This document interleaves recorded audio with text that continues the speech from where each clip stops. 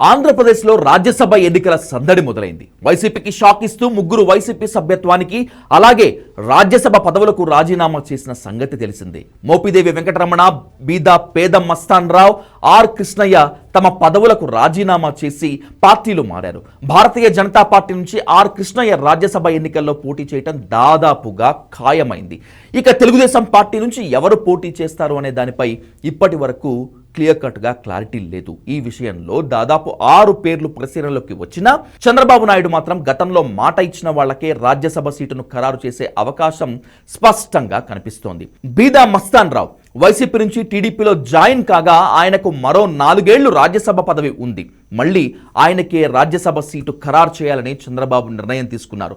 మరో స్థానం విషయంలో ఎవరికి ఆ సీటును ఖరారు చేస్తారు అనే దానిపై స్పష్టత రావటం లేదు. తెలుగుదేశం నుంచి తూర్పుగోదావరి జిల్లా నేత సానా సతీష్ ను రాజ్యసభకు పంపాలని చంద్రబాబు భావిస్తున్నట్లుగా సమాచారం.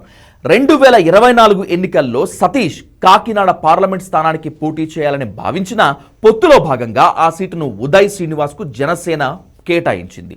దీంతో సానా సతీష్ తో రాజ్యసభకు పంపిస్తానని చంద్రబాబు నాయుడు మాటిచ్చారు. ఇప్పుడు ఆ మాట ప్రకారం మోపిదేవి వెంకటరమణ రాజీనామా చేసిన స్థానానికి సానా సతీష్ ను పంపిస్తున్నారు. మరో ఏడాది మాత్రమే ఆ పదవికి సమయం ఉంది.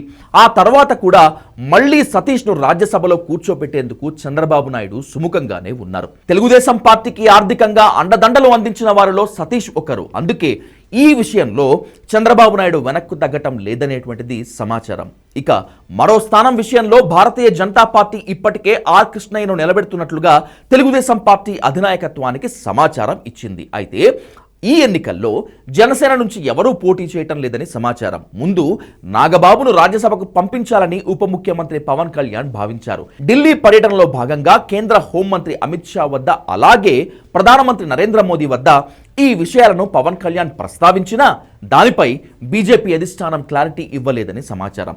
ఈ స్థానాన్ని తమకు ఇవ్వాల్సిందిగా పవన్ కళ్యాణ్ను బీజేపీ పెద్దలు కోరడంతో పవన్ చేసేది లేక అంగీకారం తెలిపినట్లు వార్తలు వస్తున్నాయి. అయితే 3 రాజ్యసభ స్థానాల్లో ఒకటి తెలుగుదేశం తీసుకొని ఒకటి తమకు ఇవ్వాలని పవన్ కళ్యాణ్ కోరుతున్నట్లుగా సమాచారం. ఎలాగైనా తన అన్నను పెద్దల సభలో కూర్చోబెట్టడానికి పవన్ కళ్యాణ్ సిద్ధమవుతున్నారట. అయితే నాగబాబుకు ఎమ్మెల్సీ పదవిని ఇచ్చేందుకు చంద్రబాబు నాయుడు సుముఖంగా ఉన్నట్లు సమాచారం. ఏపీలో 3 ఎమ్మెల్సీ స్థానాలకు ఉప ఎన్నికలు జరగాల్సి ఉంది. వాటిల్లో ఒకటి జనసేనకు ఇచ్చేందుకు చంద్రబాబు సిద్ధంగా ఉన్నట్లు వార్తలు వస్తున్నాయి. ఈ విషయంలో బీజేపీ అధిష్టానం కూడా అంగీకారం తెలిపినట్లుగా సమాచారం. అవసరమైతే నాగబాబుకు కేబినెట్ హోదా కల్పించే ఓ కీలక పదవి కూడా ఇవ్వటానికి చంద్రబాబు ఓకే చెప్పారట. దీంతో రాజ్యసభ కోసం పవన్ పట్టుబట్టం లేదని తెలుస్తోంది. జనసేన పార్టీ కోసం ముందు నుంచి నాగబాబు కష్టపడ్డారు. ప్రజారాజ్యం సమయంలోనే ఆయన రాజకీయాల్లోకి వచ్చినా ఇప్పటి వరకు ఏ పదవి చేపట్టలేదు. దీంతో ఇప్పుడు నాగబాబుకు ఎలాగైనా మంచి పదవి ఇవ్వాలని పవన్ పట్టుదలగా ఉన్నారు.